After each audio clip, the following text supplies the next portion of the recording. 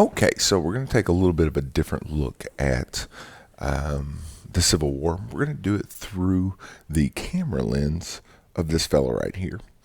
His name is Mathew Brady. He had a portrait studio in Washington, D.C., where an awful lot of people in that city would go and have their portrait made. Pictures were a fairly new phenomenon. You'll notice we don't have any pictures of previous wars. And people in this period of time apparently really liked to get their picture made. At the advent of the Civil War, Mathew Brady's going to make an investment. He's going to buy a bunch of cameras. He's going to hire people, and he's going to send them out to take pictures of the Civil War, to chronicle what's going on. So an awful lot of the photographs that we have of the Civil War are Mathew Brady photographs. Now, the sad part is he will, after the war, try to sell these to the government so they could have a record, and they tell them they're not interested. After the expense and the pain of the Civil War, nobody wanted the photographs. And so he ends up being stuck in a difficult financial spot and will eventually sell them for a lot less than he wanted to the United States government. And it doesn't work out very well for him business-wise. So a lot of these photographs you're going to see are Mathew Brady photographs. Not all of them, but it's an interesting name in history and an interesting time in history when we can actually start to see photographs of folks. Now, this is a Mathew Brady photograph. A couple of things I want you to notice. One is that the fellows are all standing very still. Taking a photograph at this point in time, it took a long time for the exposure to happen. We snap a picture with our iPhones today, and that picture usually takes pretty quickly. If somebody's moving very fast and you don't have it in the right mode, it'll turn blurry, right? That's the same thing would happen here. You had to stand very still while the photographer was taking your photograph. And so for a lot of times that would lead to people looking stiff. That would lead to people not smiling because you don't want to sit there with a big smile on your face trying to hold that while the exposure is going. If you moved your mouth, that could possibly blur that part of the photograph. So people weren't really just that unhappy to be having their picture taken in the late 1850s and early 1860s. Just kind of what the technology required of them. Usually Civil War soldiers, by most accounts that you read, were big fans of having their pictures made, and so we're pretty good there. But the pictures you're going to see are usually staged pictures, which means they ask people just to sit there, or they're the aftermath of battles, because if there was action going on, there was no way that photograph was going to turn out. Now, this is not a photograph, but I wanted to show you this because it's one of the only images you'll see of a clean-shaven Abraham Lincoln. This was a political poster for the Republicans in the 1860 presidential election. The candidate for president was a young man named Abraham Lincoln from the state of Illinois. His running mate, Hannibal Hamlin, which I think is one of the coolest names in vice presidential history. And we've had a lot. Sometimes go check out vice presidential names. And definitely the more interesting names are the vice presidential ones. But Hannibal Hamlin sounds like somebody that should be in a Marvel comic somewhere. But you'll notice Abraham Lincoln doesn't have kind of his trademark beard. The story goes that he actually grew that beard after receiving a letter from a young lady just a little girl that told him that he should grow a beard because it would make him look dignified. Now today we know from psychology that facial hair is something that suggests dishonesty to people just when they're looking. And so you'll notice we don't have presidents anymore who grow beards or have facial hair, but worked out okay for Abraham Lincoln. This is a picture of Fort Sumter. Fort Sumter is off the coast of South Carolina, Charleston, South Carolina. Again, I know I say this all the time. It's a cool place to go visit. And down in Charleston, South Carolina is the first state to secede from the Union. Well, just off the coast of Charleston, there's this fort that the U.S. government is supplying. U.S. soldiers are there, that sort of thing.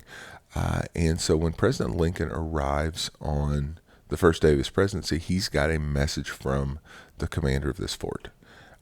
Sir, I need to be resupplied, or I'm going to have to give up my position.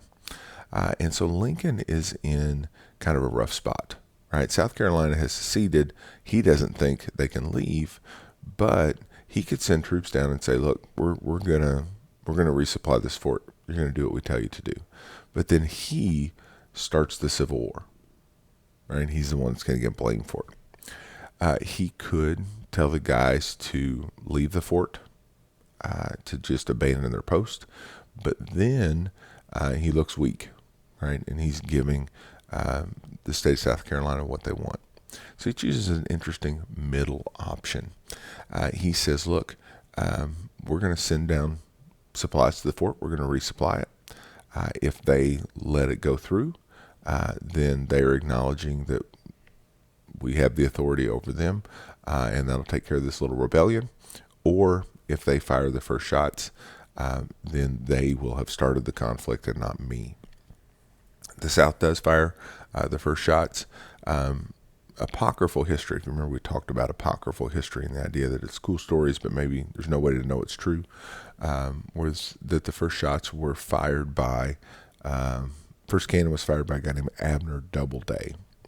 And the story gets told, probably not true, but it's a cool story anyway, that Abner Doubleday fires those first shots, and interestingly enough, he is given credit for being the inventor of the game of baseball.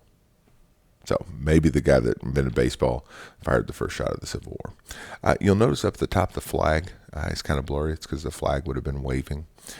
Eventually, they do have to give up Fort Sumter, but this is the starting point of the Civil War.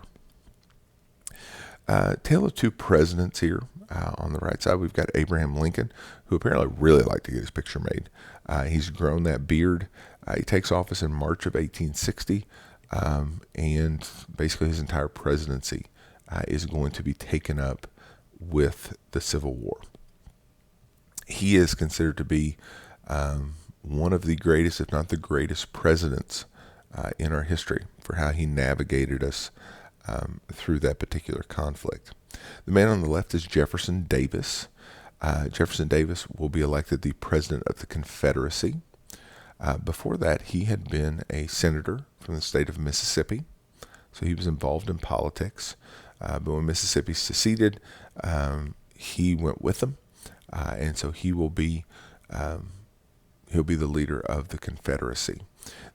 Very sad. KET several years ago did a cool kind of a documentary series on him, and really by the time the war's over with, most of the blame for the Civil War gets put on Jefferson Davis, and so he ends up running after the war to avoid capture, is eventually captured, but has a rough time after the Civil War.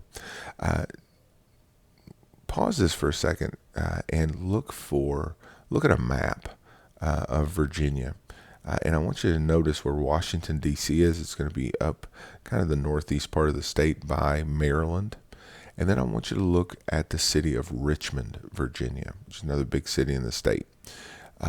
You'll notice how close those two cities are. And Richmond, Virginia was the capital of the Confederacy. Washington, D.C., of course, capital of the United States. Look how close these guys spent the war to each other. All right, now that you've done that, right, you paused and went and found a map, I'm sure. You can see just how close. If you travel to Richmond today, when I was a kid, there is what they call the Confederate White House, which is where Jefferson Davis lived during the time. A lot of different things that are there connected to its days as the Confederate capital. This man is Robert E. Lee. Robert E. Lee has a distinction in the Civil War. He had been an officer in the Mexican-American War, was considered to be one of the best the United States had at its disposal. He is actually offered command of both armies during the period leading up to the Civil War. Yeah, that's right.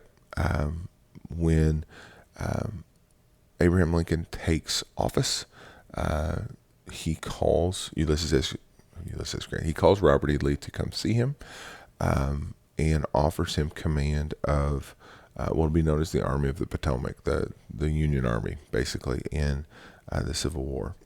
The problem is Robert E. Lee, like a lot of people before the Civil War, was more loyal to his state than he was to the United States as a whole. And so when Virginia secedes, he says, I can't take up arms against the state of Virginia, and he resigns. Doesn't take the job. Interestingly enough, later on he will be approached by the Confederacy, and he will be their main general for most of the Civil War. Here we get a chance to go to Washington, D.C. There's a place called Arlington National Cemetery that is there. And Arlington National Cemetery is our national cemetery. It is, if you take the little tour, though, you'll go up and there's a house that's at the very top that's been preserved. And it's actually the home of Robert E. Lee's, it's a family home of Robert E. Lee's wife. And so when they leave Washington, D.C., as kind of a get back at them, we don't want you to be able to come back, they start to bury war dead in their front yard. And it will eventually become our national cemetery. But it's kind of one other way to get at Robert E. Lee. Cool thing to look at. And I'll do this if we're in person. If not, search the Lincoln Memorial, but search the back of Lincoln's head. Now, it's going to sound weird, but the back of Lincoln's head actually faces Arlington National Cemetery. And if you look at the outline and the hair, the story goes that the sculptor of that statue had sympathy for Robert E. Lee. And so in the hair of President Lincoln at the back of his head, you can actually see the outline of Robert E. Lee looking at the land and the home that he lost. So check that out. Look at the internet. It is eerie. Kind of keep this picture in mind, and it's eerie to see to see his face in the back of Lincoln's hair, and I think it's there. It's a pretty convincing story, pretty convincing image. But Robert E. Lee is, by most accounts, a fantastic general. He does more with less than just about anybody else that you read about in warfare. A couple of little mistakes we'll talk about during the course of the war, but he's going to be kind of the steady Confederate leadership during this period of time. Has an interesting relationship with slavery. He, after the war, gets this reputation of being a very kind man, somebody who was just concerned about Virginia, not necessarily slavery. And that reputation has gotten some pushback in the last several years. I'm going to put an article up on the modules for you talking about kind of this image of the kindly General Lee and the pushback that's happened on that as we've learned more about his history. This picture is of the battlefield of the first battle of Bull Run, or the first battle of Manassas. And it is taken from the porch of a man named Wilbur McLean. And his story is not going to end here. So I need you to remember that name here for the next couple of minutes. But this is the place where the Battle of Bull Run was fought. So the very first battle of the Civil War happens here. This is a picture of a new type of ship that's come around in the Civil War. These are called ironclads, and they figured out a way to bend metal to make it light enough to be able to put it together in order to protect ships. And so we've got these ironclads, and so both sides had ironclads. Not very many. Two famous ones are the Merrimack and the Monitor. If you're interested in naval warfare, maybe something to check out. When these two would fight, the cannonballs, of course, wouldn't penetrate the iron, and so basically you just fired cannonballs until you were out of cannonballs, and then the battle was over with. but again, some soldiers here on an ironclad. Maybe something to check out if you like the technology of war. An awful lot of these photographs look like this. What would happen at the end of each battle is there would be folks who would go out that would bury the bodies. Right? You don't want the disease, the decay that comes with that. And so a lot of times they would line up these bodies on the battlefield, and then they're going to dig a trench, kind of a mass grave, where they will bury these guys after trying to identify who it might have been. And so an awful lot of these photographs of the aftermaths of battles, you would see these bodies. And for a lot of folks, this is the first picture they get of the reality of war. What this looks like, the lives that are lost, and what the aftermath of this looks like. President Lincoln was in the militia in Illinois for just a little bit. Didn't have a whole lot of experience in warfare, but he was willing to learn. He went out and got books from the Library of Congress on warfare, and was very much involved in the day-to-day running of the war. There was a telegraph office close to the White House where he would go if he knew there was battles happening, to receive messages about what was happening on the battlefields. This is usually the image we'd get of President Lincoln, the black suit with the long black coat and the top stovepipe hat. Where supposedly he did keep papers, kind of as a little briefcase, but he was always visiting the battlefields and the hospitals, to try and encourage the troops, encourage his commanders, and get a firsthand account of what was going on. This is a picture taken from the Gettysburg battlefield. It's a place called Devil's Den, and you can see the rock formation there made it very hard for either side, when they controlled this, for the other side to take it over, because it was a really good position, very protected position for sniping and that sort of thing. This is the top of Little Round Top, and Little Round Top is overlooks pretty much the entirety of the Gettysburg battlefield.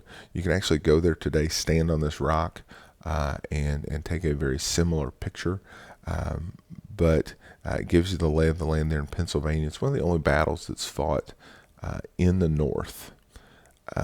Indiana actually has one as well. The only battle of the Civil War fought here is the Battle of Corydon. If you go down there, it's not a super impressive battlefield, but it is there. We also, of course, in Scott County have the legacy of Morgan's Raid, to connect us to the Civil War, and one of the Confederate cavalrymen on a raid to get supplies up into the North actually camped out by where Lexington Elementary is today. So once while driving around the county, you'll see these signs about Morgan's Raid, and it's the path that he took, or close to the path he took through Scott County. This picture is not a Mathew Brady photograph, but if you look really closely towards the top, you'll see an arrow, and it's pointing at a fellow. Now, that arrow wasn't there in 1863. That would have been weird. But that arrow is pointing out to you President Lincoln. This is the only picture that exists of Abraham Lincoln giving the most famous speech in the history of the United States, the Gettysburg Address. 77 years ago, our fathers brought forth upon this continent a new nation, conceived in liberty and dedicated to the proposition that all men are created equal. For the next 2.5 minutes, he recaps the purpose of the war, and he dedicates the Gettysburg battlefield to the dead who fought there. He also encourages us encourages his fellow Americans to keep up the fight, so that a government for the people, by the people, and of the people will not perish from the earth. And you would think, right, if the president's talking, we got to get some pictures. Problem is, he was not the first speaker that day. He was almost an add-on to the battlefield dedication. And so the fellow that spoke before him spoke for 3.5 hours. Now imagine you're a photographer. You just sat through a 3.5 hour speech by some guy that who knows who this guy is. Now the president of the United States getting up to talk. You probably assume you have a lot of time to take pictures. But Lincoln, in 2.5 minutes, gives a speech that is remembered, hundreds of years after he gave it. Nobody remembers what that other guy said, and I think that's an important lesson in speaking too long and in being brief. This is Ulysses S. Grant. Ulysses S. Grant, a lot of people think, man, he was just in charge of the Union Army the whole time. And he really wasn't. He was a general who had served in the Mexican-American War, actually gotten out of the service and came back in the Civil War. And it's a long journey for him to be given command of the Union Army. Like I said in the other presentation, he won a famous battle at Vicksburg on the Mississippi River, and it kind of propels him to prominence out there. Eventually, he'll be brought in. Lincoln will put him in charge of the Army of the Potomac, kind of the main U.S. force. Ulysses S. Grant will go on to be president of the United States in the 1870s. And he is an interesting figure. The History Channel just did a couple of episodes about his life that if you're interested in Ulysses S. Grant, I'd encourage you to check out. It was very good. The big knock on Ulysses S. Grant was that he drank, and he had kind of a reputation as being a drinker. People came to President Lincoln concerned about this, kind of saying, hey, you need to watch this guy. And Lincoln's response was, find out what he drinks and send a case to each one of my commanders. This man wins victories. Grant's reputation probably was more jealousy than anything else. It's coming from people who are jealous of his rise and his rank. You don't really read anything that says, he's never drunk on a battlefield or things like that people report.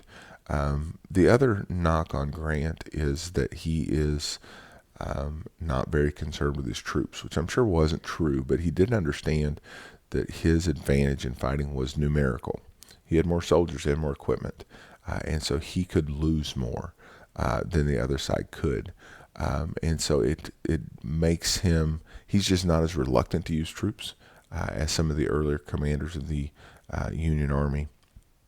And so that wins him kind of a reputation in some circles. The end of the war is going to be very different and difficult for people to navigate. As we talked about Reconstruction, but you've got people who have fought against one another who are now going to have to be countrymen again. What do you do when people on completely opposite sides of something have to come together? I'm doing this in the aftermath of the election of 2020, and the more people voted in this election than any election in our history, and the margins in a lot of states and really nationally were very close. Now all of a sudden you've got to find some way, or hopefully the president can find some way to bring people together. And this wasn't a situation where people are shooting at each other. I can't imagine having to do this after having a country where people were mad enough about these issues to end up trying to kill one another over it. The last picture I've got here is a picture of a home in the town of Appomattox Courthouse. I know you hear the Battle of Appomattox Courthouse, you think that's got to be kind of it's just around a building. Well, Appomattox Courthouse was actually the name of the town. And this is the home where in the parlor here, Ulysses S. Grant will meet with Robert E. Lee, and Lee will surrender his army. There's a famous painting that's done of this moment, but I wanted to show you the photograph because it's a cool story. But Lee supposedly comes in dressed in nines. Grant comes in right off the battlefield, But Grant has been given instructions by President Lincoln to be merciful. Lincoln understands that you have to put this together. Rubbing this in the face of the Confederacy isn't going to help with that. And so, in an amazing turn of events, Grant orders his troops to share food with the Confederates who were very ill supplied. He allows regular soldiers who have horses and even have brought their own guns to keep those. He says it's when they get home, they're going to need the horses for planting and the guns for hunting to feed their family. And so, again, it's just kind of steps towards reconciliation. The interesting thing here, I think, is the house that they meet in is owned by a man named Wilbur McLean. Yes, Wilbur McLean, the same guy, if you remember back to one of the first photographs we saw, he was, out his front door was the first battle of Bull Run, first battle of Manassas, first battle of the Civil War. He will move because of that to a small town that I'm sure he thought, man, this will never be part of the Civil War. I'm going to get away from this stuff. So he moves to Appomattox Courthouse, Virginia, and it is his house in the front room where the Civil War ends. So yes, the Civil War starts in Wilbur McLean's front yard, and it ends in his living room, which is just really cool. I have got tons of great books on my shelves about the Civil War. There have been tons and tons of books and movies and documentary series. Like I said, we could take an entire semester and just talk about the Civil War. Unfortunately, we don't have that time. So hopefully you enjoyed this little peek at some of these Mathew Brady photographs. And it maybe has stimulated some curiosity in there where you'll seek out some other stuff. But hopefully you got a little better understanding of the war between the states.